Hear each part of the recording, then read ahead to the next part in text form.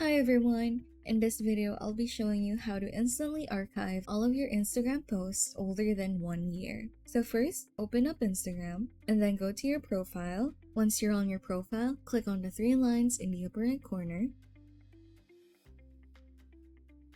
and then go to your activity. Then select posts. Now, in order to instantly archive all of your Instagram posts older than a year, you can select the dates, click date range, and then you can set a start date and an end date. And then it'll show all of your posts that are older than a year, depending on what date you set. And then from there, just select all of the posts you want to archive by clicking select in the upper right corner